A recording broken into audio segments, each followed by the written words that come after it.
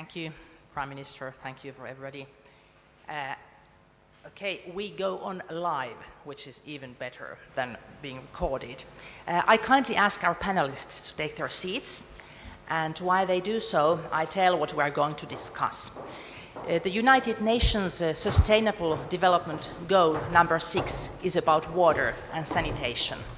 And our point today is on what the Nordic countries could and should do together to implement these goals of sustainable development on the area of water, sanitation and hygiene. We begin the panel with an opening round during which the ministers and ambassadors from all the 5 Nordic countries give their remarks on the implementation of the Sustainable Development Goals number 6. So what to do together to achieve these goals by 2030. The first speaker is our Minister for Foreign Trade and Development, Ms. Lenita Toivakka. Okay, thank you och tack. Och jag vill först hjärtligt välkomna Elisabeth och Isabella hit till Helsingfors och också våra ambassadörer från Island och Danmark.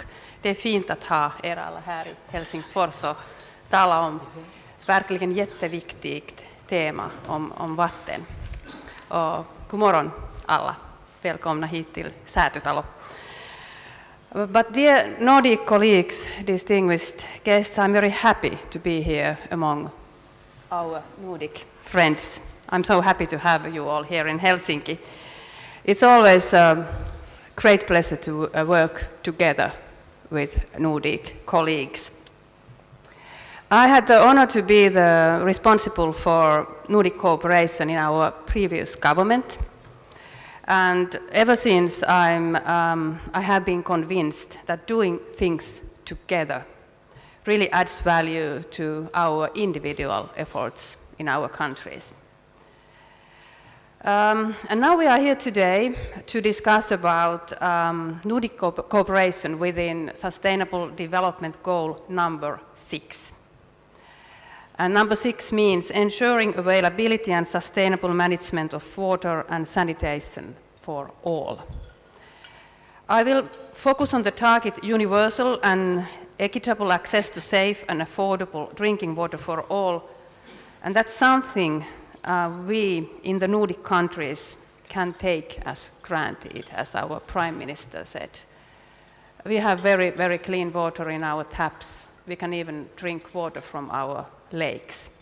That's something that people really don't understand when you travel a little bit further from Nordic countries.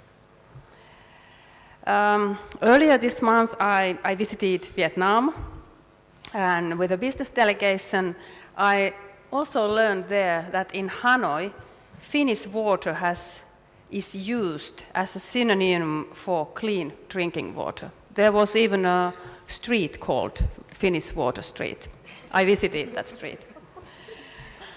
But before turning to today's topic, let me say a few general words about the challenge and opportunity that we face with the implementation of the 2030 Agenda. The 2030 Agenda for Sustainable Development is a huge achievement. For the first time, we have a global agenda that aims at poverty eradication within planetary boundaries, and it's truly universal agenda applying all countries. However, this next step, implementation, will tell us whether the agenda will be a true success story or not. We now need to implement all goals and targets. We need to work. We need to walk the talk. The implementation will take place first and foremost at the country level. Also here in Finland, we have our own national challenges that relate to, for example, the efficiency of material use or gender pay gap. These issues we need to solve at home. Maybe we get some advices from our dear neighboring countries also. But then on the other hand, we need to think how we can assist developing countries in their implementation efforts. Development policy and development cooperation play a key role here. Our recently updated national development policy outlines 4 priorities: the rights of women and girls, reinforcing developing countries' own economies, creating democratic and well-functioning societies, and increasing food security, access to water and energy, and the sustainable use, of course, of natural resources. These 4 priorities will guide our development cooperation during the coming years. In addition to national level implementation, a lot can be done regionally too. In this respect, I'm very happy that the Nordic Council of Ministers is looking into how we can work on this important topic, on Agenda 2030 topic together. Nordic cooperation in the implementation of sustainable development goals is an opportunity that should not be missed. There is a lot of potential in that. Let me now turn to the Sustainable Development Goal on water and sanitation. When the Millennium Development Goals focused on drinking water and sanitation, the SDGs are more ambitious. SDG 6 covers the entire water cycle from management of watersheds to wastewater treatment and protection of ecosystem resources. This comprehensive approach is now needed. Lack of water already affects more than 40% of the world's population. Also, the quality of water resources is threatened. It seems that water could become the most contested natural resource in the future. In terms of access to safe and affordable drinking water, it's true that we have made already great progress. Some 2.6 billion people have gained access to improved drinking water resources since 1990. But we should not forget about those over 660 million people that are still without. And we should not forget that improved drinking water does not equal safe drinking water. By 2030, we want to achieve no less than universal and equitable access to safe and affordable drinking water for all. In Nordic countries, we are world leaders in water. We have the expertise and technological skills for providing and constructing systems for clean drinking water, for purifying and using industrial process water, and for advanced large and small-scale waste water treatment. We know how to keep it safe, and we know how to keep it affordable at the same time, and there is great interest in the world in this expertise.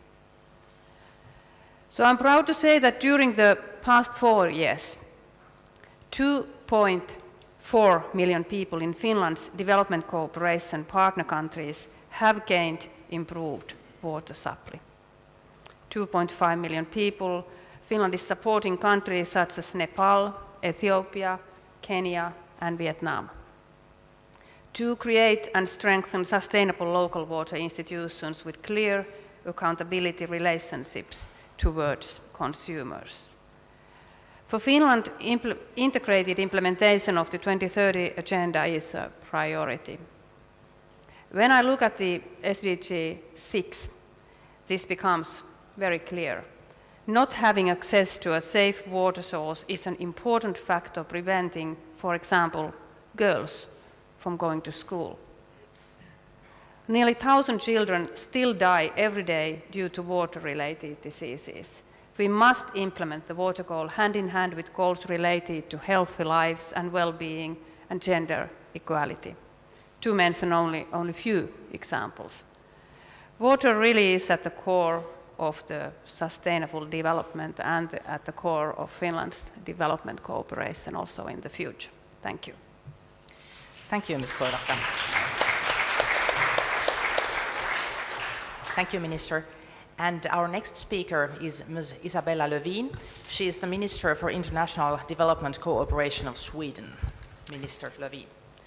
Thank you so much.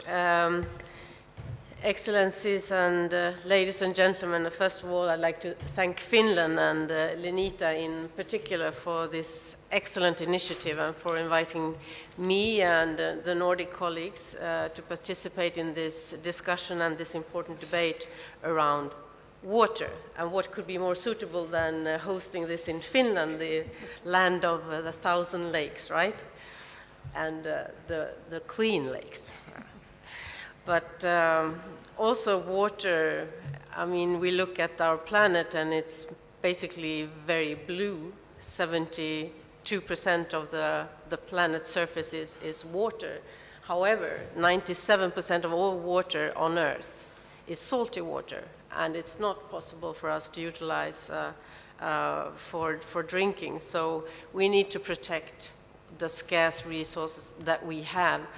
Also, in a time in our common destiny where we actually are increasing the numbers on our planet of human beings very, very dramatically.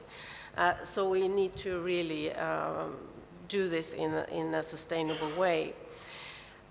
But fortunately, we have the global 2030 agenda that we managed to reach an agreement on last year.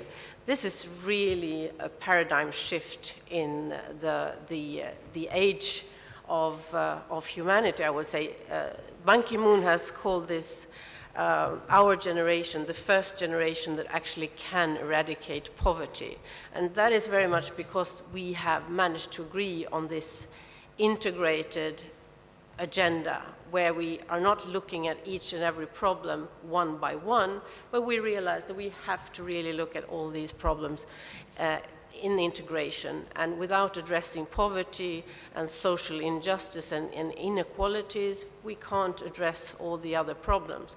If we can't address conflict or climate change, all the other problems such as lack of water or hunger or education will be extremely difficult to achieve as well. So we need to do this in an integrated way. Looking at access to clean water and adequate sanitation, of course, it's considered a human right. We know that. And all of us here, we can just switch on our tap and we have water accessibly in just 1 second. But 2.4 billion people lack access to sanitation, and 750 million lack access to safe water. And each and every day, almost 1,000 children are dying of diarrhea because of unsafe water and sanitation. These figures are horrendous. And we know that also now 40% of the global population are affected by water scarcity, but this number is increasing actually. There's a lot of numbers here, but almost 2 billion people are living, are dependent on water from river basins where the take from the rivers is actually bigger than the recharge right now. So we have huge challenges. The goals are interrelated, and Goal 6 on access to water is underpinning progress on many of the other goals, such as, in particular, the one on nutrition, on child health, on education, on healthy cities, water ecosystems, oceans, and gender equality.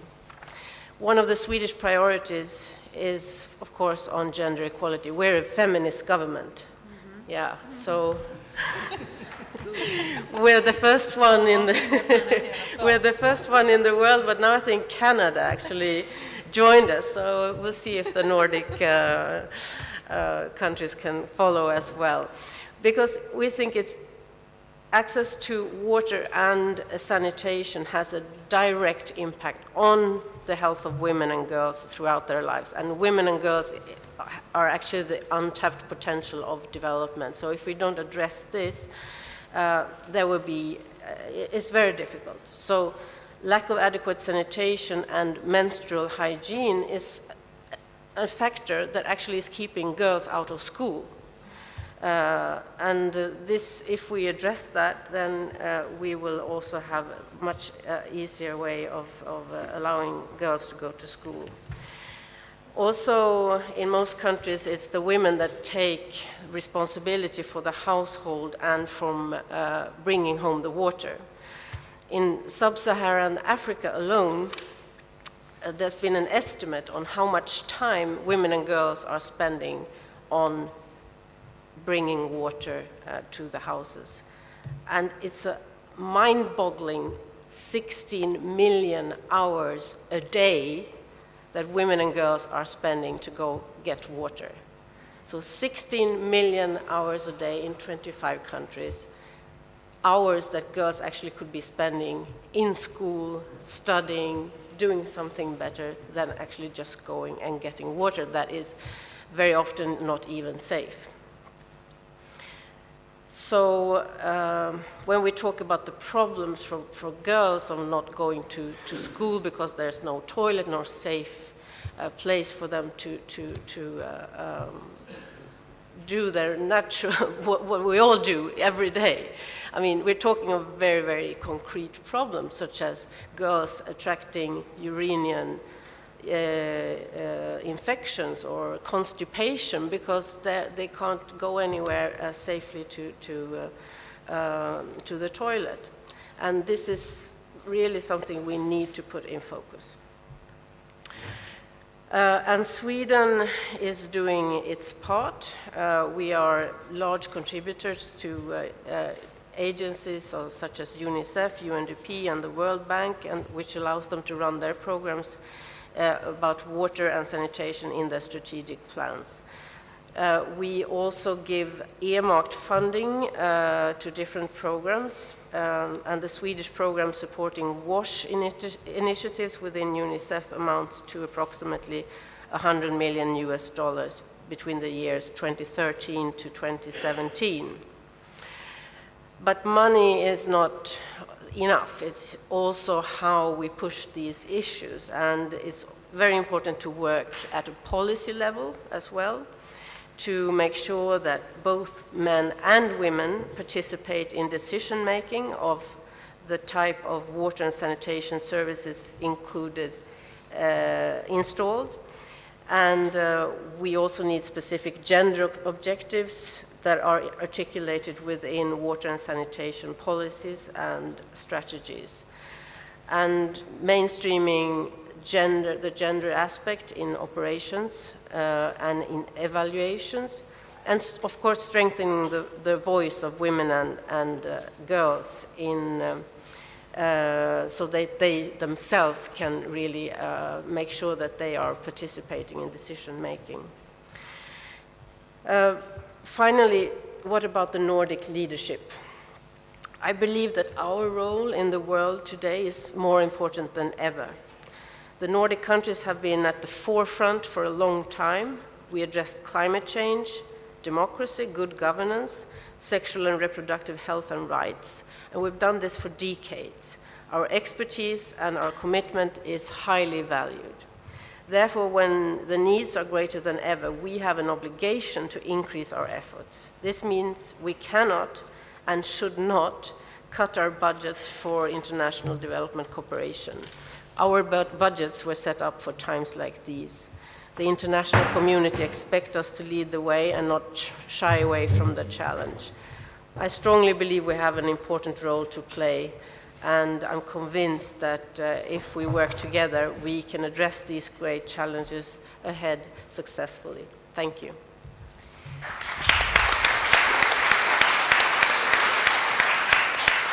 Thank you, Minister Lövin. Ms. Elisabeth Aspaker is the Minister for European Economic Area and European Union Affairs, as well as for Nordic cooperation. Minister Aspaker. Thank you, Excellencies, ladies and gentlemen. First of all, let me commend the leadership provided by the Finnish presidency of the Nordic Council of Ministers.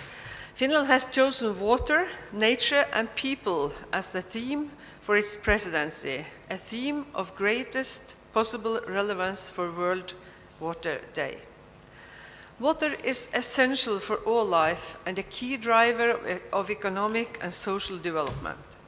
It's vital for maintaining ecosystems, for health and hygiene, for growing food, generating energy, and for transportation.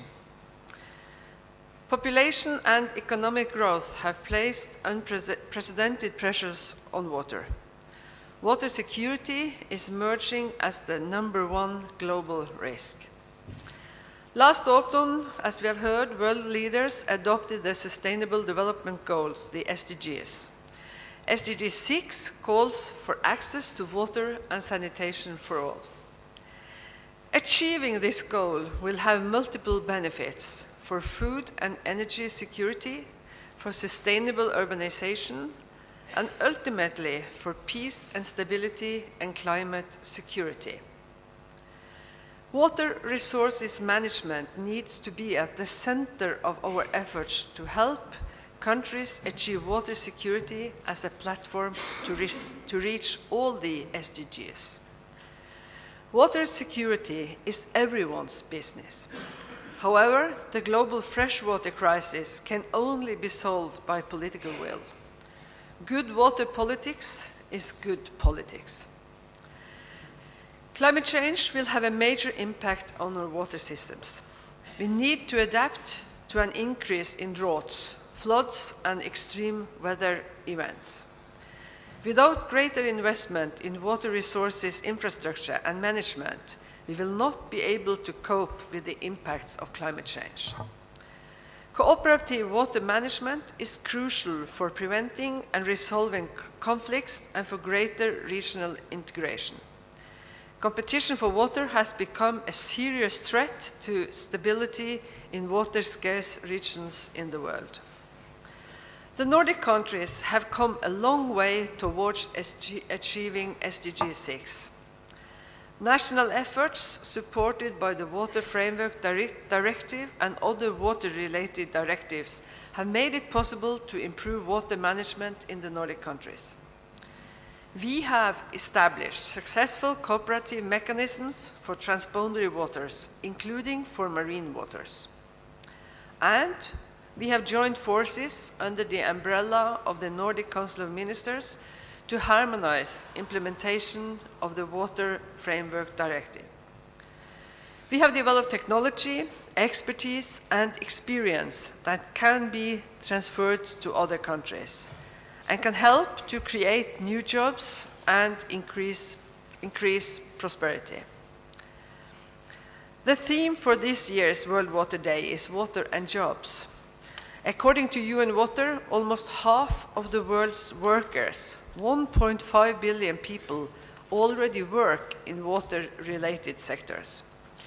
In other words, there are opportunities here for creating decent jobs, promoting the green economy, and supporting sustainable development. I am confident that the Nordic countries can make an important contribution to implementing the SDGs. The Finnish presidency's focus on water, nature, and people is therefore most welcome. We cannot address the many challenges related to water unless we work in a spirit of cooperation, remaining open to new ideas and approaches, and sharing solutions. If we promote sustainable water resources management, we will also be helping to end poverty, promote global prosperity and well-being, protect the environment, and adapt to the impacts on climate change. Thank you.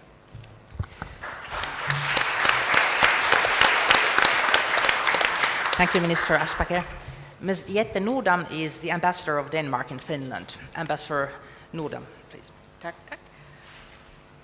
Ministers, colleagues, ladies and gentlemen. As Denmark, like all Nordic countries, I believe, is blessed with relatively abundant water resources, our key expertise on water management is on maintaining the quality of water, including on the wastewater treatment and utilization. Denmark is a strong supporter of all the set targets under SDG 6 on water, but I want to use this opportunity to illustrate why Denmark, in the context of Nordic leadership on water, might have some special expertise to offer on wastewater management. Compared to other Nordic countries, Denmark has a high population density and one of the highest percentage of arable land in the world. So although we are not short on water per se, we have to take strong measures to secure the quality of both our drinking water and our rivers and lakes. As an illustration of the technical and political challenge in striking the right balances between intensive farming and preservation of water resources, that very challenge did actually cost the life of our Minister of Environment and Agriculture a few weeks ago. For the reason mentioned, Denmark has invested heavily in water management, including wastewater treatment. That goes for state research investment as for private sector innovation.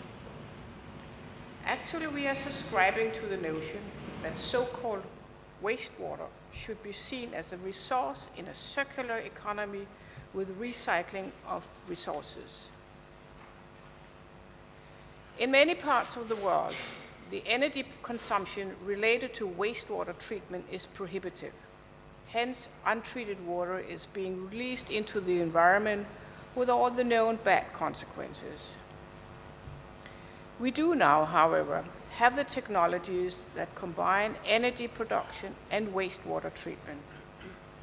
There are lots of nutrition in most so-called wastewater, and the first net energy producing water treatment plant is under construction in the second largest city of Aarhus.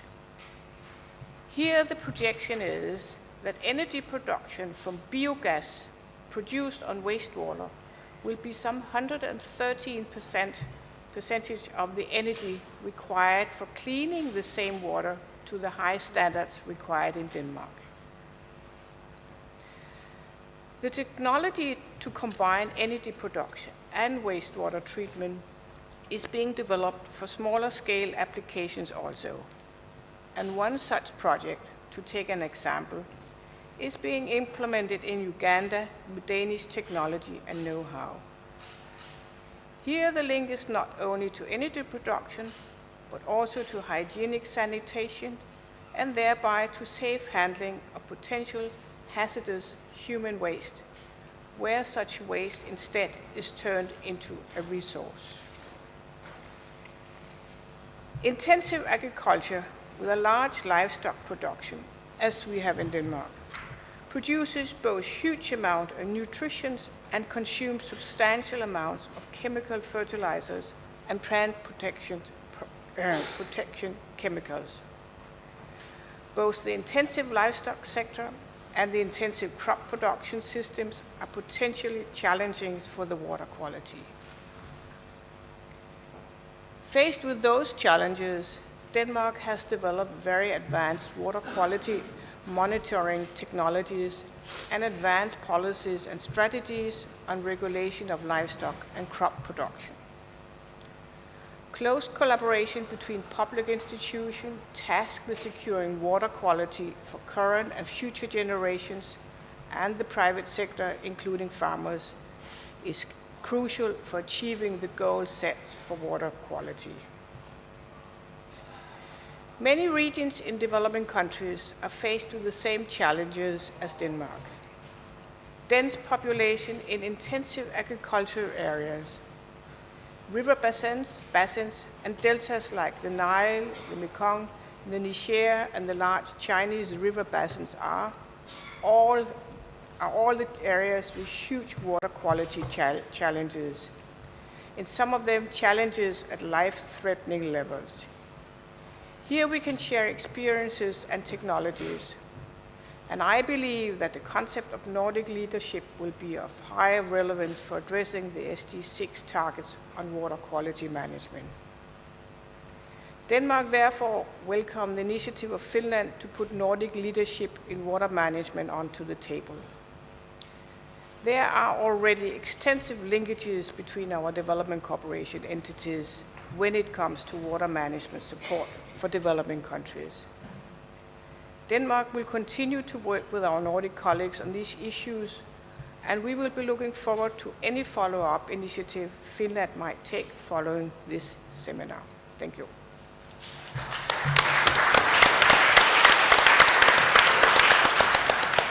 Thank you, Ambassador Nordam. Ms. Kristín Aðalbjörg Árnadóttir is the ambassador of Iceland in Finland. Ambassador Árnadóttir, please. Thank you very much. Minister, colleagues, ladies and gentlemen, at the outset I would also like to take the opportunity and thank you, Minister Lenita Toivakka, for hosting this event and for the opportunity to be here, stepping in last minute for your colleague, Mr. Gunnar Bragi Sveinsson, Minister of Foreign Affairs and Trade, and also covering development issues. He asked me to convey his best regards to all of you present. Before addressing the topic, let me say that I know that the former President of Finland, Tarja Halonen, would have been very happy to see the Nordic countries she always refers to as the 5 sisters being represented by 5 women here today.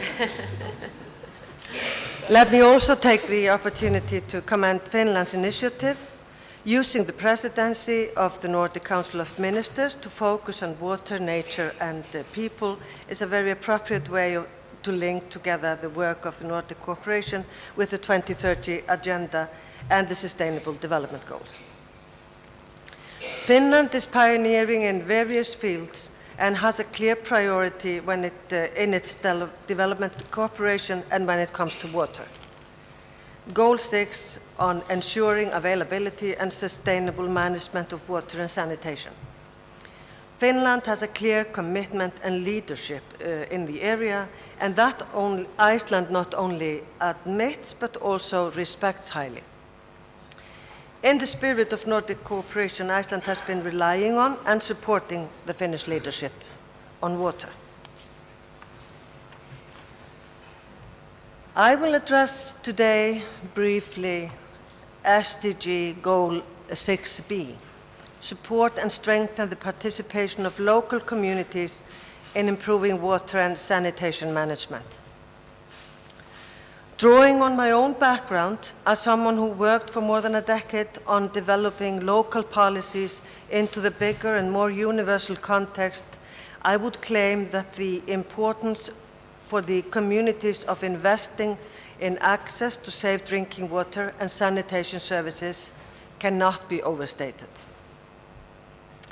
The capital of Iceland, Reykjavik, although a highly developed city today, didn't have a functioning wash infrastructure until 2 generations ago.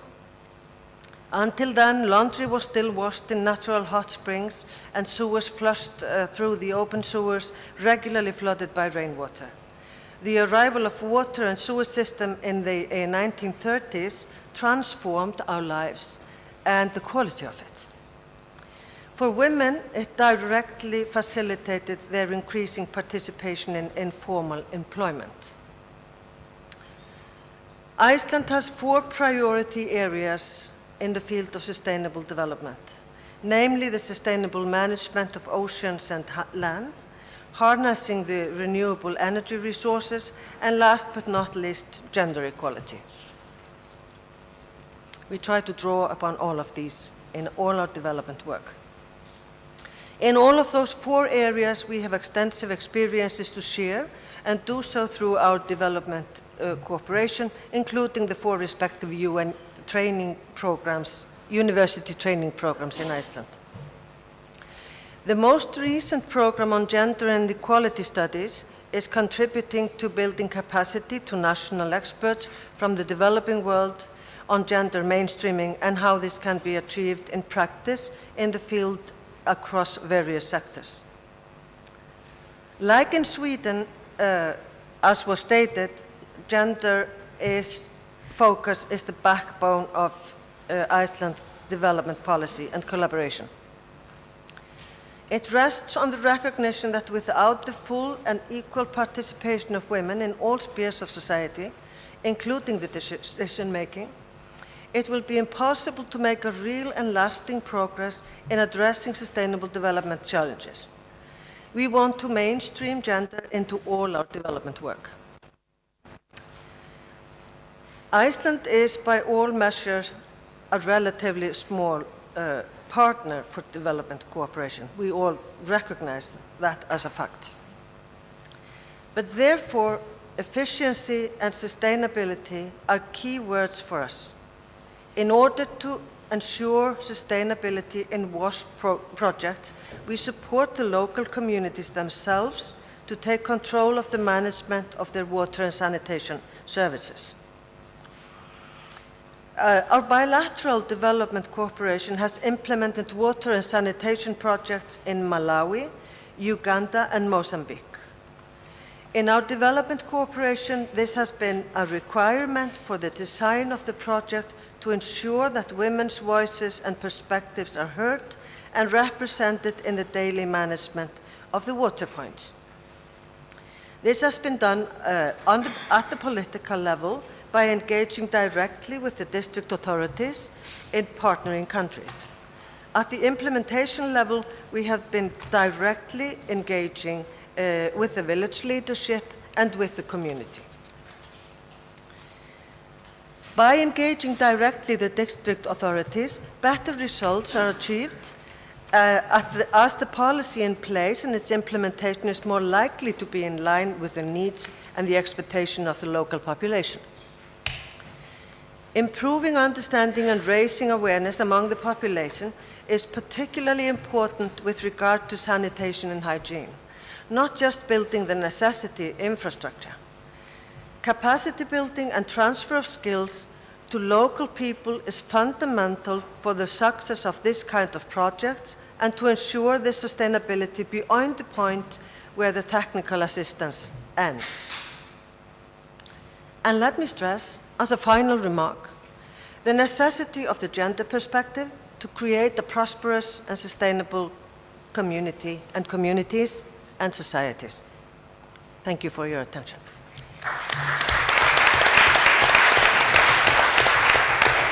Thank you, Ambassador Árnadóttir. Now we are going to go on by taking some interesting points from the audience. And we're first going to talk about development cooperation. Finland and Vietnam are longtime partners in development cooperation and more also on commercial basis. The ambassador of Vietnam in Finland, Mr. Van Khoa Bui, has promised to give his comments on how to further develop the cooperation between Vietnam and all the Nordic countries with regard to the modern city and water management and supply questions. Mr. Van Khoa Bui. Thank you. Ministers, Excellencies, ladies and gentlemen, it's my honor to stand here to talk about the commitments of the governments of Vietnam in implementation of the SDG 6 and about the cooperation between Vietnam and Nordic countries in terms of implementation of SDG number 6. As you know that Vietnam is one of the 5 most affected countries by the climate change, and also for that we have a long period of cooperation with Nordic country, especially with Finland, as the minister Isabella have just said that she had visited a strait in Vietnam called Finnish Water Strait. This is true, and I have to say that it's the Finnish water, it becomes a kind of brand name or trademark of Finland in Vietnam and a guarantee of quality of water in Vietnam. When you talk about Finland in Vietnam, the people will mention Finnish water. This is what I want to further, what the minister have just visited Vietnam and mentioned. And for the Vietnamese people, Vietnam has strong commitments, has made strong commitment to implementation of SDG 6. The government of Vietnam has approved various instruments to create institutional framework for the implementation of this goal. For example, the national strategy for rural water supply and sanitation up to the year 2020, and the national target programs for certain phases from 1998 to 2005, 2005, 2010, and 2011, 2015. And recently, when we revised all the phases until the end of 2015, almost of the set targets have been met in Vietnam. For example, 86% of rural population have access to hygienic water, of which 45% meets the standard of the Ministry of Health of Vietnam. And 100% of preschools and schools, commune clinics and rural areas have sufficient water supply. 65% of rural households have hygienic latrines, and 45% of husbandry households have hygienic livestock pens, and 100% of school and preschool and school and commune clinics in rural areas have hygienic sanitation facilities. And this is Vietnam also targets for the year 2025, 100% of residents in the urban area will access to clean water, and 70 to 85% of wastewater will be treated before discharge into natural resources, and about 20 to 30% of treated water will be reused. And of course, the success we have achieved during the last years, of course, it thanks to the commitments of the government of Vietnam, but also thanks to the assistance and cooperation, very fruitful and useful from Nordic countries, especially Finland. We have a long time. We call it a traditional relation between the two countries, especially in terms of water supplies. And last year also, the Prime Minister of Norway visited Vietnam, and also through the channel of United Nations Agency, also supported Vietnam to deal with the water management in the urban areas. So the challenges of water supply in urban environments in Vietnam, as I just mentioned, that Vietnam is one of the 5 countries most adversely affected by the climate change.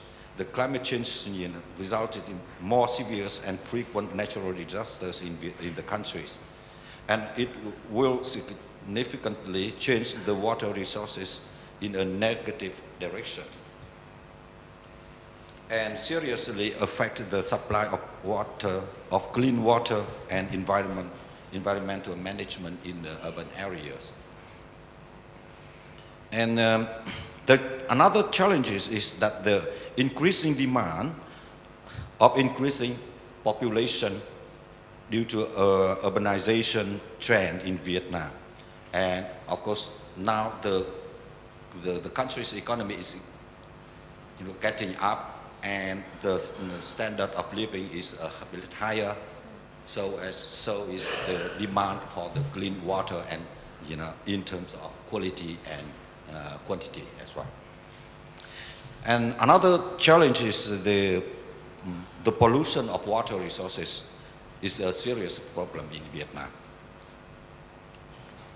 resulting in it's a result of rapid industrialization and urbanization, and of course the poor management and poor public awareness about the safety of the water.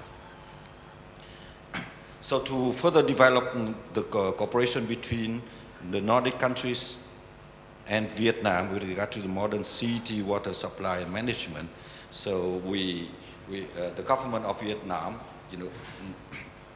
is thankful to Nordic countries for the helpful and useful assistance and cooperation during the last years, and wish to continue this kind of cooperation in terms of water supply and management.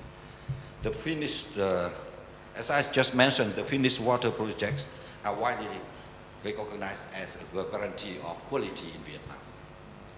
This is besides the brand name like Nokia, and now we are talking much about the Finnish water.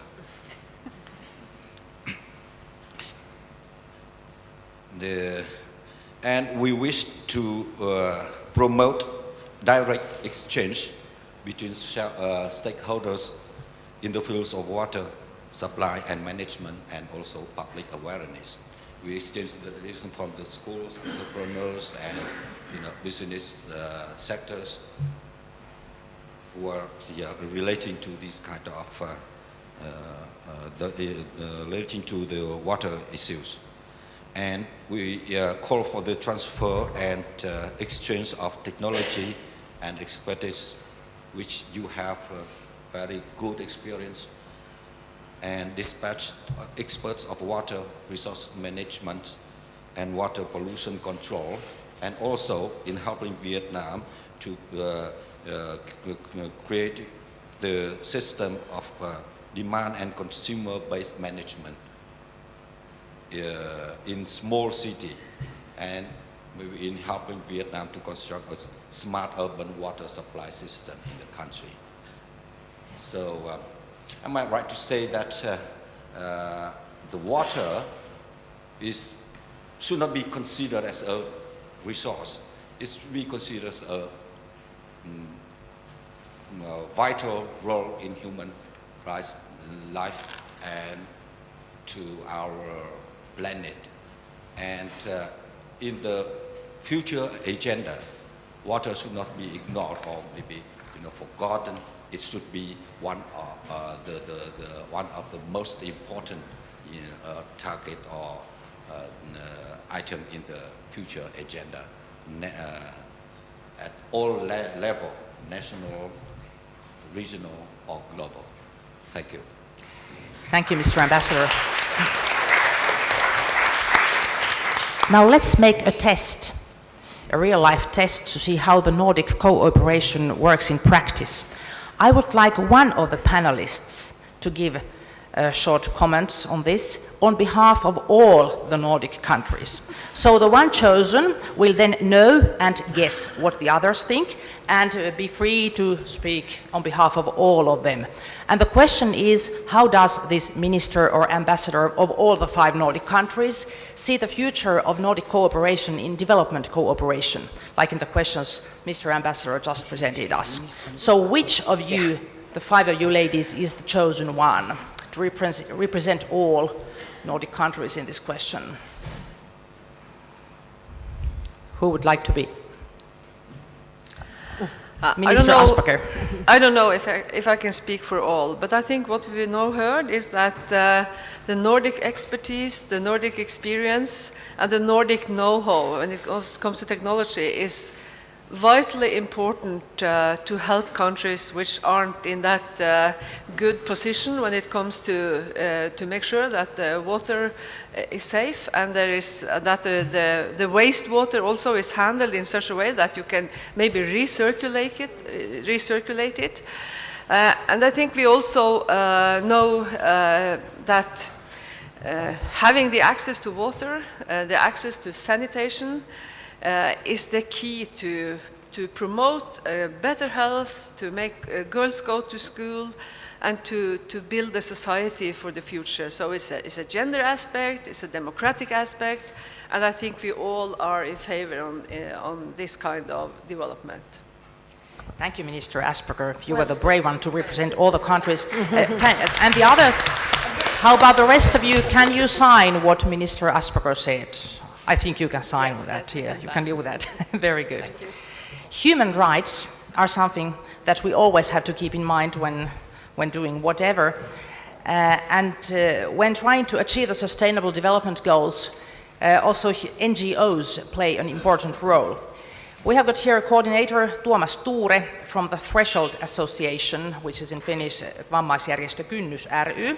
He also represents Abilis Foundation, and he has promised to kindly give his contribution to this question. Tuomas Tuure, please. Thank you. Just trying not to break the equipment. It would be very unpolite way to start. When it comes to the, we have worked in access for sanitation maybe for 5 or 6 years. In Scandinavia, it's a rather new thing that it's only taken form in the latter half of this 21st century. We didn't really have an access dialogue, physical access, disability access. Previously in the 1990s, even though the water itself, water and sanitation and wash, has been the biggest single instrument in the development funding, I think, for all of the countries represented. So it's slowly getting better because we are still working on the mechanisms. We have in Finland tried actually, as an organizations of coalition of disabled people's organizations, to build a coalition that would do the mechanisms basically for the donors, because usually what happens on the ground in developing countries, it happens what the terms of reference tend to say, and if they say that disabled people should be included, then it tends to happen. It's very vital now that we have the Scandinavian countries here to talk, because there are 3 levels of WASH all the countries here are financing. There is the urban setting WASH, rural WASH, and now there is actually this huge, as we know, there is a huge humanitarian crisis and refugees, so we have completely different kind of WASH challenges. I just returned from Egypt yesterday evening, and we met lots of disabled people from different refugee camps in both in Jordan and Lebanon, and lots of Scandinavian countries are now giving humanitarian response to these areas, and we actually just discussed the inclusive patterns on what kind of measurements should the Scandinavian countries put as donors on hold on that, what kind of access to wash, what kind of access to hygiene and water should disabled people have in these camps. We have both good examples and bad examples. The key problem from rural wash point of view and rural setting is that they are usually rural, so they are very far from everywhere. So we don't really have a mechanisms as disability organizations or disability consultants to go on the ground 600 kilometers from the closest city and to see whether the toilet is actually functioning. We have to rely on what's told by the organizations that the respective ministries are financing.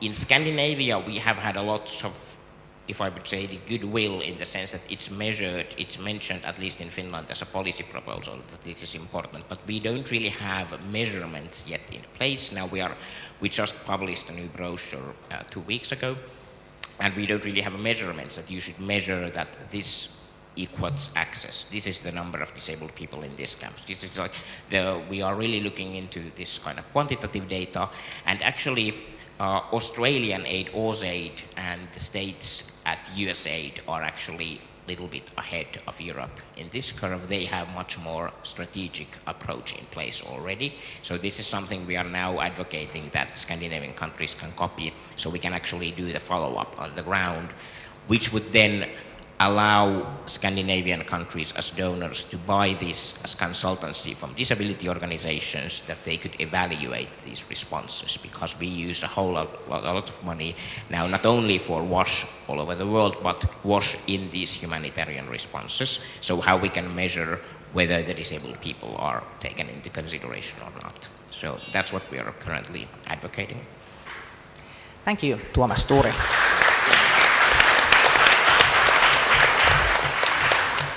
All right, so the first round of this Nordic cooperation here went pretty well. So we take a second round. Someone else than Minister Aspaker would now give her comments on how do we ensure that the human rights of women and children are, and the other most vulnerable groups really are a top priority when implementing the development goal on water. Women, children, and vulnerable groups, how do we ensure that they are number one priority? Who would like to give her comments on behalf of all the Nordic countries? Minister Lövin. Okay, I'll try and do it as excellently as my colleague did. Well, I think what we need to do is exactly what was mentioned here, that we need to work very focused on a policy level and make sure that the vulnerable groups and that human rights approach is integrated into all the strategies in all the organizations that we are financing, not least what was mentioned here in the humanitarian crisis that we see now really growing, where we know that of the refugees, of course, women and girls, children, disabled people are among the most vulnerable in a refugee situation. To make sure that these groups are also participating in decision making of what is actually how these relief efforts are planned. So we make sure that these points of view are really taken into consideration also when policies are being implemented on the ground. And also, as I mentioned, it's important also to work with awareness raising and empowering the vulnerable groups themselves to carry their own voice in these situations.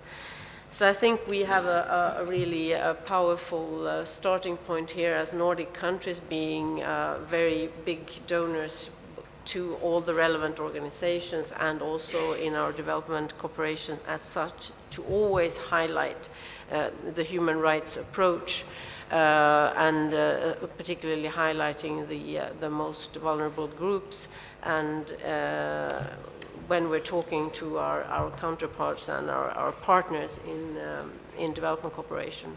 Is that covering? Okay. Thank you. So everybody agrees. Good. This is how it works. And now the third commentary from the floor. The private sector plays an important role in all development, of course. Kemira is a global chemicals company serving customers in water-intensive industries. We have here Antti Salminen. He's president of the municipal and industrial segment of Kemira. Antti Salminen, how would you describe Kemira's and other industries' role in water sector development, let's say, during the next 15 years? Antti Salminen, please. Yeah, I will try to look this not from Kemira perspective only, but more from the private sector in general. As we have heard today, reaching the 2030 targets is a challenging goal, an ambitious goal, and it requires a lot of collaboration from the public sector, the private sector, and the NGOs. It's a common target that we need to tackle. The role of the private sector in tackling the other big global challenges has been big. I have to admit that the role of private sector in creating some of these challenges in the first place has also been elementary, but let's focus on the solving part here. So as an example, the ongoing fight on the CO2 emissions, it took a lot of policies, regulations, incentives and campaigning to get the train rolling. But then thereafter, the actual solutions, the low consumption cars, biofuels, electric cars, wind power systems, affordable solar cells and so forth are innovations of private sector. And the private sector works in a market economy and with the rules of market economy. So if the rewards can be seen there, private sector is very good, and companies like us are very good at coming up with innovation to solve the problems. Now, for the water challenges, I have thus two key points.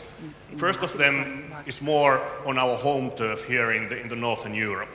I very much appreciate what Ambassador Nordam said regarding the recycling of water and nutrients and so forth, because as we all have the access to the safe water here, the biggest challenge that we have is to make sure that we improve the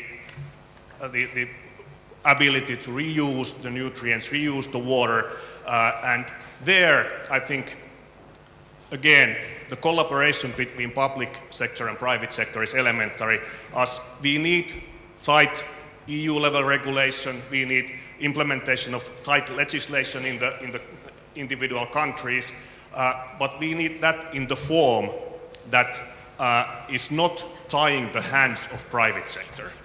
Because if the legislation ties somehow the hands on kind of what kind of means can be used, then it limits the innovation.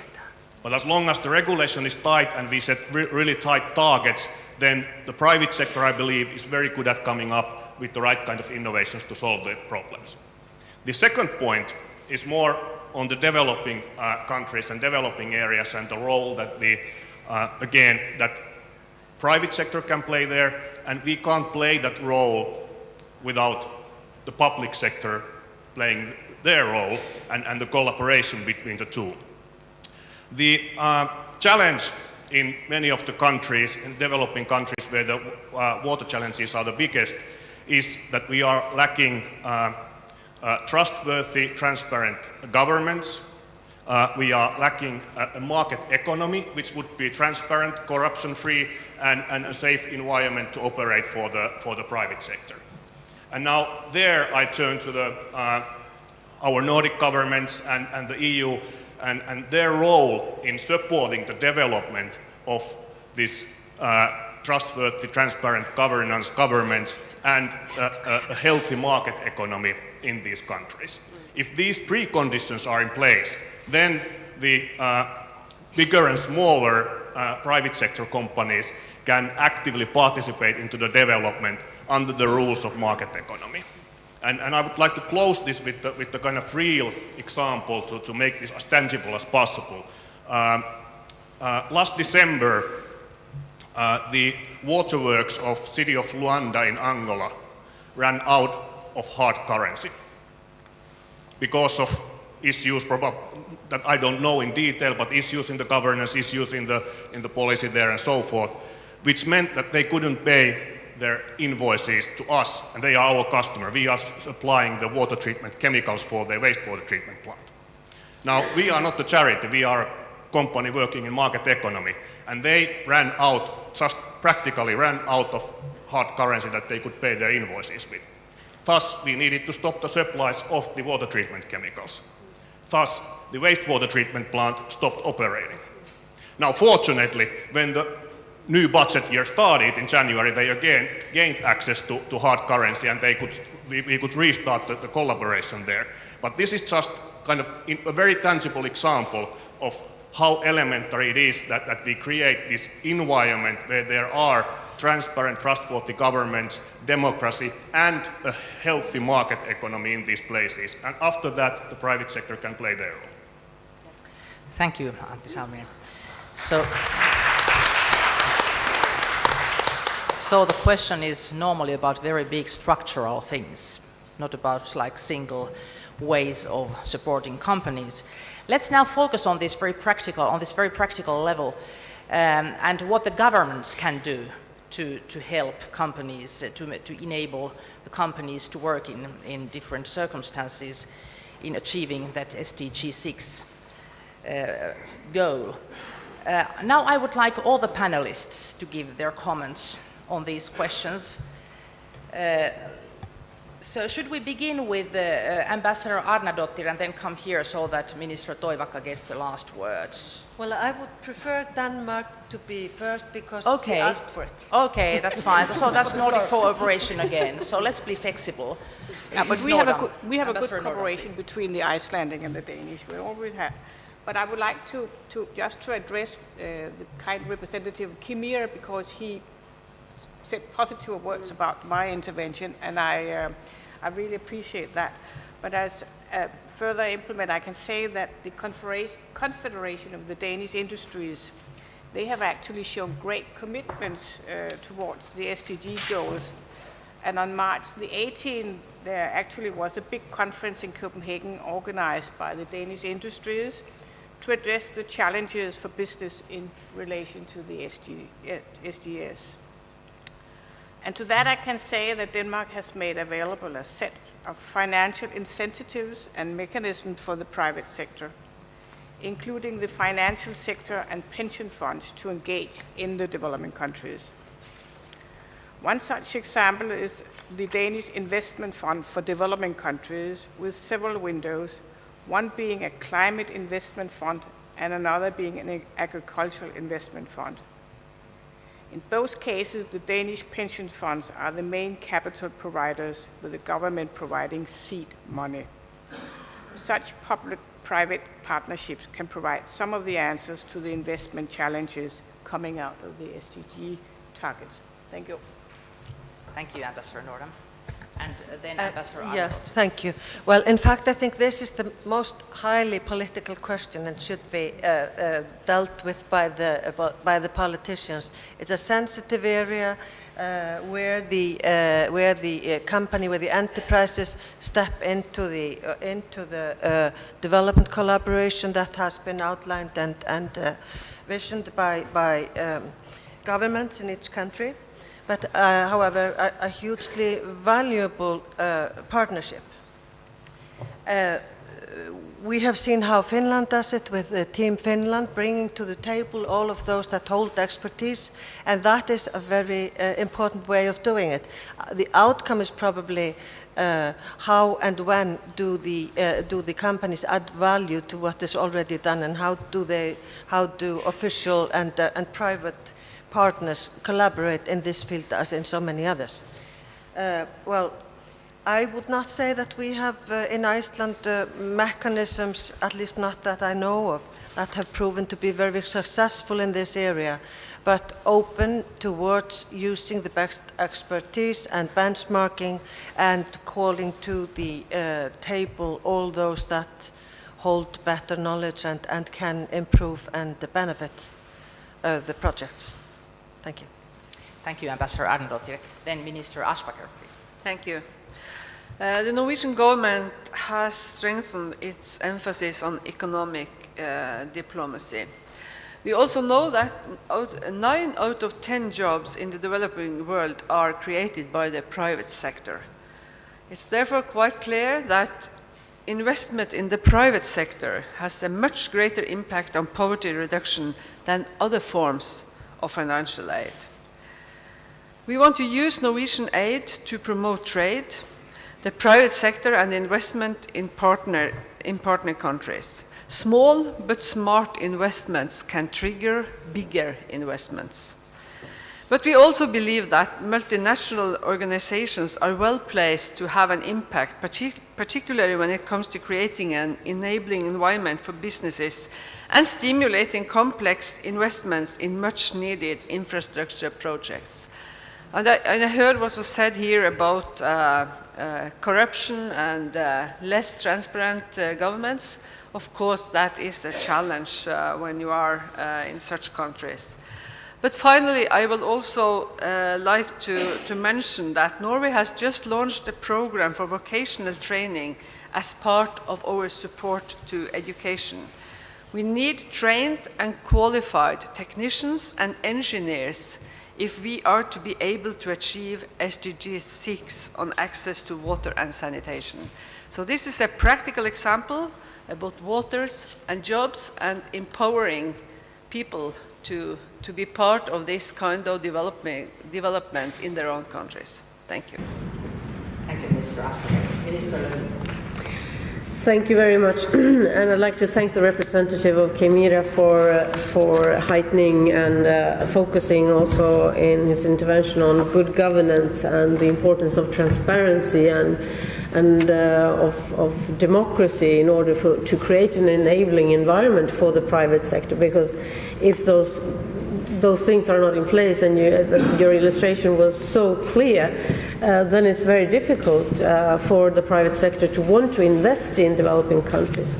That's also why Sweden has put as one of its priorities for development cooperation to strengthen institutions and good governance, and working with fragile states, because those are the most in need, and where we actually can help create good also policies for governments in order to create an enabling environment for the private sector, and also in that way increase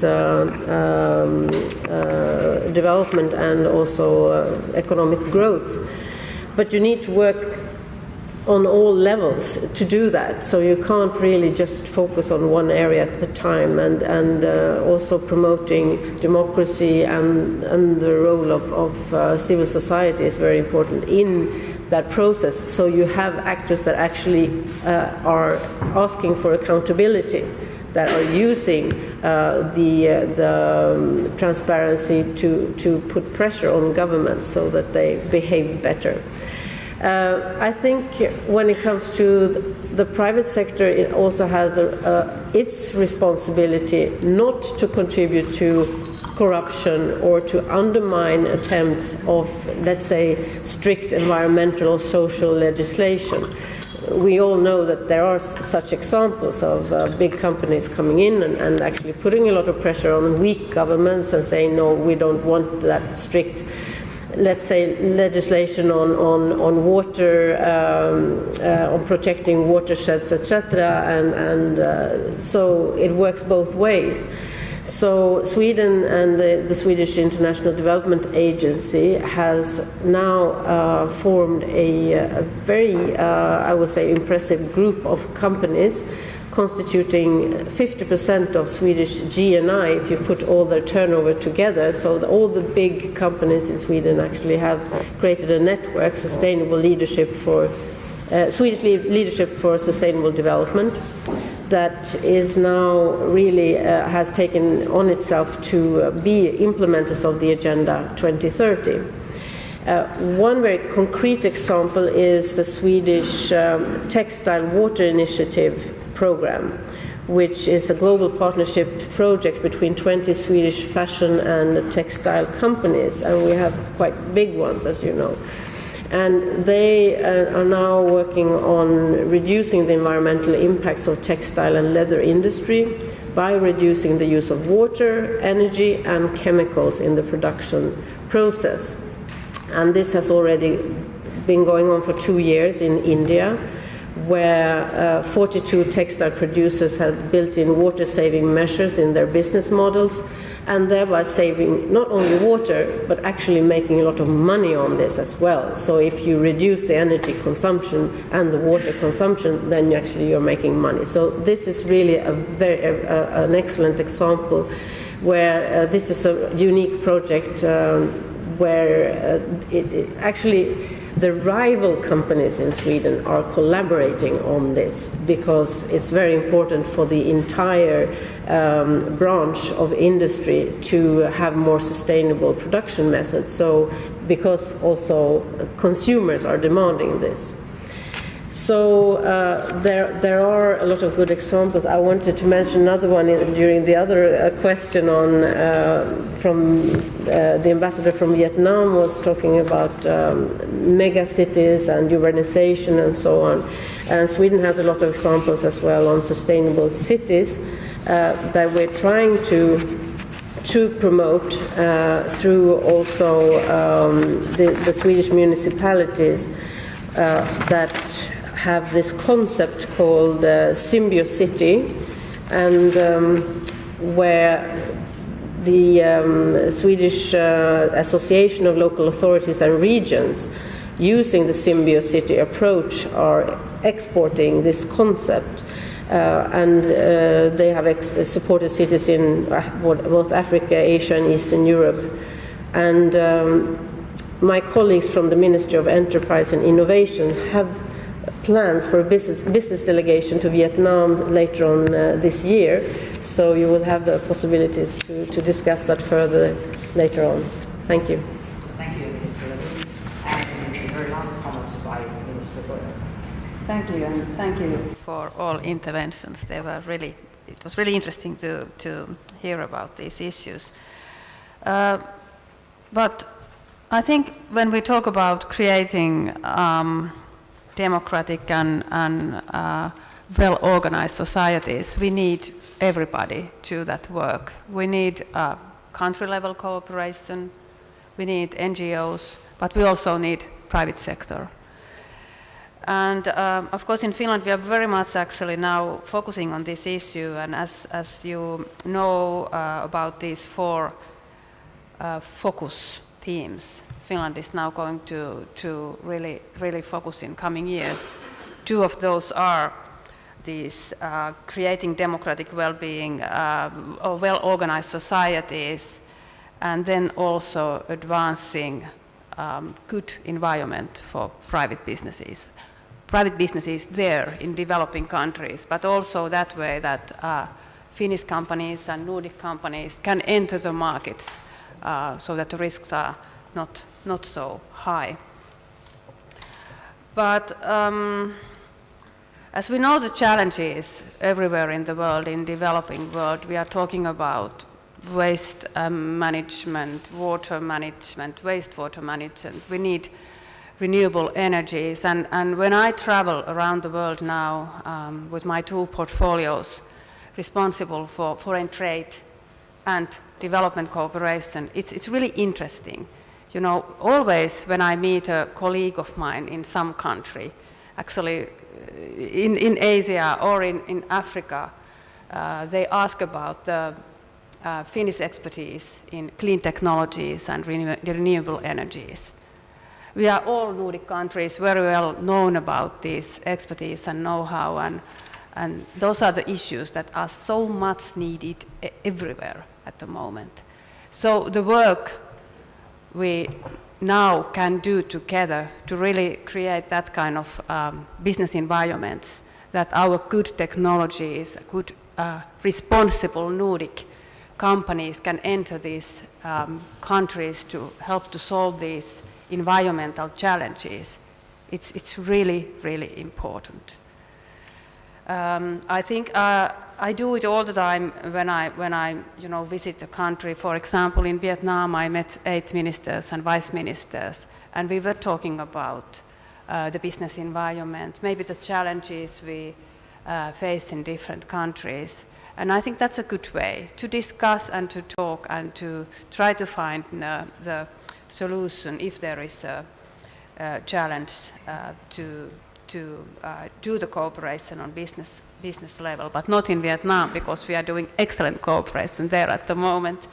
As actually one good example of that is that we signed, or actually our Finnish Water Forum, I was witnessing when they signed a memorandum of understanding between the Administration of Technical Infrastructure and Ministry of Construction. And it means quite a lot for Finland and also Vietnam, because I think there are altogether about 100 organizations in Finland who are now doing this cooperation with Vietnamese authorities on water sector.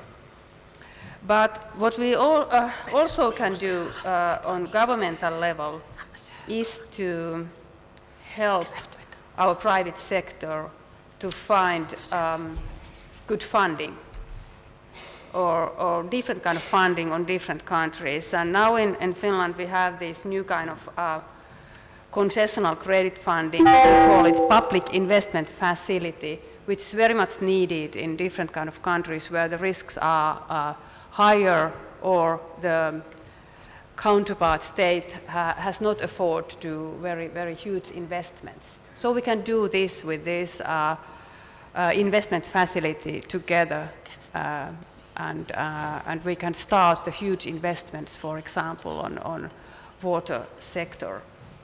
But what we also need, and what we can do on country level, is to enhance our private sector to do innovations. And that is something that we in Finland really try to do more and more all the time, that our companies have that kind of feeling, and also they have the capacity to innovate in their companies, because all the time we need new solutions to face these challenges. And I mean that not only innovations that we build here in Finland or in Nordic countries, because they have to be done there together with the counterparty in, for example, in Vietnam or in Africa. They are different kind of innovations that we do here in Vietnam, in Finland. And so we have to solve these challenges together. And I really very much appreciate the responsible Nordic companies, which give, I think, very good example to other companies also in the world when we try to solve these challenges together. Thank you, Minister Toivakka.